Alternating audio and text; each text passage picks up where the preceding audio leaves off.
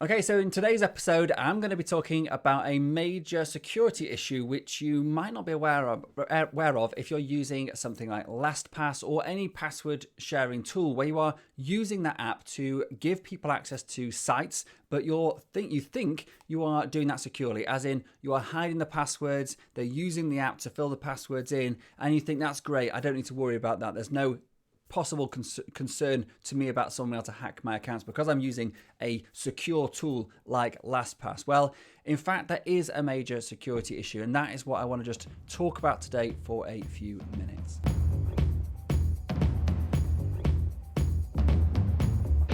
Okay, so LastPass is one of my favorite tools. It has totally simplified the way we allow people to log in and share our logins with our team. We have about 300 passwords, and about 150 of those are used pretty regularly. And so the management of that, if we didn't have an app to actually do that for us, would be a nightmare. And just bear in mind, we're not a huge company. We have 3 staff and then a couple of part-time or ad hoc workers as well. So it's not like we're a massive organization, but we do like technology. We have got a few apps and sites that we use and we share, like, for example, image sites, or it could be access to my Facebook account or whatever. And those sites soon add up. And so I used to manage this all through, first of all, just having, giving people the passwords, which is really not a great thing for security. But then I used the free version of LastPass, which didn't really help too much because I still had to, it just became an absolute nightmare and mess. So then we started using the business LastPass. And I've done another episode purely on which LastPass account to go for and why. So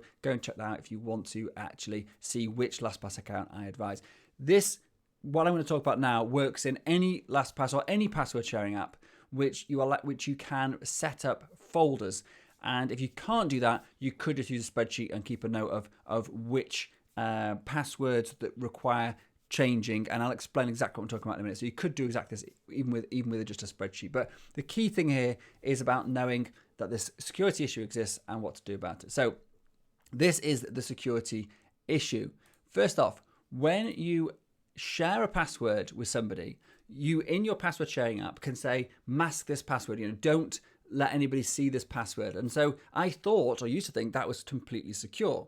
And then it dawned on me one day that if that person is using a site such as Google, and there's a little view password button, so they can literally click that button and therefore view the password, then it sort of defeats the object of hiding it in the first place. So using a password sharing app is still massively convenient, and it's something I recommend every business does. But just be aware that by sharing the passwords with somebody else, there is a chance that they can see them. If, like in this example, like in the example I've given about Google, you can actually just click that view button or show password, and it'll actually show them the password. If you're tech savvy, or if your staff are tech savvy, they could actually do that for themselves. They could actually go into once they've got that password in their password vault, they could share it to a password app like this, and then they could set up something in which they could view that password. And so you've got to assume that when you share a password with somebody, whether you do it as securely as you think, that they can view that password, and therefore they could write that down, and therefore even if you switch off that access through your password sharing app, they could still potentially in the future access that unless you change the password. Now, the problem is that if you've got, like we have, 100, 200, 300 passwords, how many of those is realistic to change when somebody leaves the company?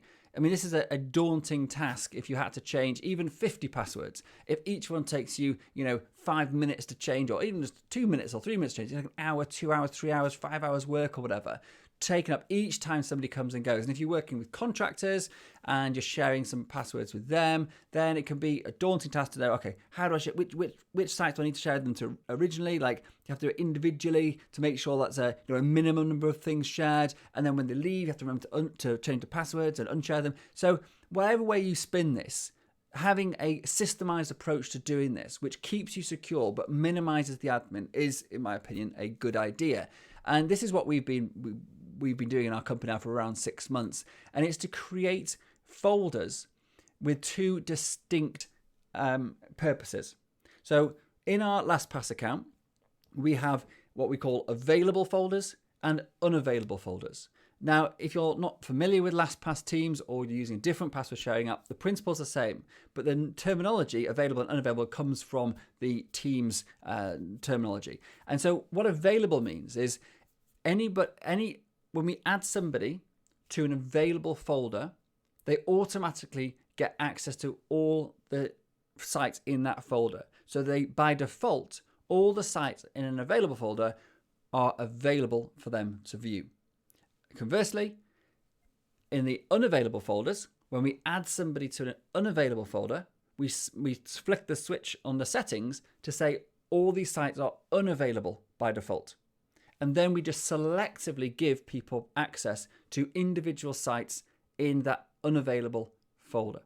So we could have all of our, like anything sort of mission critical, anything where they could delete work, they could access client CRM data, client data, they could disrupt our business operations, all that would go in the unavailable. And then sites, for example, you've got an account with videos or 123reg or whatever. It doesn't store anything in there. There's no data in there to be concerned about. And it's just simply there as a tool which you use.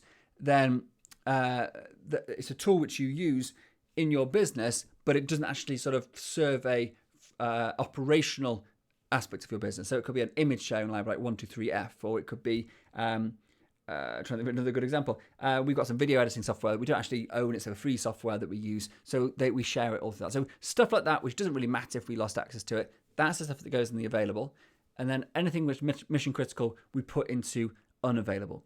And the advantage of this is simply from an admin point of view, is that when somebody leaves, we go through our unavailable folders, which they are a member of, and we note down each password we have shared with them in that unavailable folder, and we change that password. So that keeps them changing passwords to a minimum, but make sure we are staying secure. And then all the available stuff, we just have the agreement, or we believe it doesn't really matter. And so therefore we don't bother changing them all. The gold standard would be to change every single password. I'm not saying that you shouldn't consider that. It's just from a practical point of view, that actually isn't very practical because of the time and the hassle involved in doing that.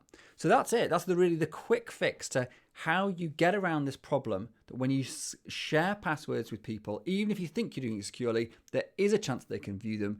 And this is a simple way. It's not a fix. It's a sticky plaster approach to have a practical solution which works and means that you are reducing the admin load on your team every time someone comes and goes from the company. So there is one solution to this problem, and it is the gold standard, even above changing all your passwords. And that is to set up users for each account that you want someone to access. So for example, if you've got a CRM that has client data in, therefore for GDPR, you need to know who is accessing that data, when they're accessing it. If there's a data breach, you need to be able to locate who did that. It would be inappropriate for you to share access to your CRM via something like LastPass using a generic login. Instead, you should set up a user on that account where the employee or the staff member or the contractor puts their email address or your company email address in as their username. And then they have their own account set up with their own password. You don't need to have that, and you shouldn't have that in your LastPass vault, because you want to be sure that if there is a data breach in the CRM example, that the only person who had that password was the person whose account it was. So therefore, we don't put our staff's user accounts into our LastPass vault. And then when that person leaves the company, we simply delete that user from our CRM, or it could be your web hosting, it could be your landing page builder, it could be your video hosting site, whatever it is, where there's mission critical stuff or stuff which could be a data breach issue, if there's, for data protection, GDPR purposes, if there's anything around that sort of operational stuff, critical operational stuff, set up users. That is the gold standard, but sometimes that's not possible. So, for example, if you're sharing access to your Facebook personal account, which is against Facebook rules, I should probably say, is a bit of a disclaimer. But if you do that with your virtual assistant, and if you do, or anyone for that matter, virtual or otherwise, make sure they use a VPN if they don't live in the same city as you, so you don't get a security alert and get yourself banned. So a VPN, virtual private network, that will then mask their IP address and make it look like they're in your home city, and therefore Facebook won't kick off a fuss and kick you out. So if you are going to do that, I'm not suggesting you do, but if you do, then you're not able to set up users on a Facebook personal account. So you have to share the password, and that would be one of the things that would put into my U folder, my unavailable folder, because it's a mission critical. I'm going to share the password via LastPass. I can't know for sure if they got that password somehow, and therefore when they leave the company, I'm going to change that password as a policy. So that's it. So that's my gold standard, is to set up a user. Second best would be to change all the passwords. The third best is to do the recommended, that we're having unavailable versus available, and then be a bit more selective with what you change. So I hope that's helpful. Thanks very much.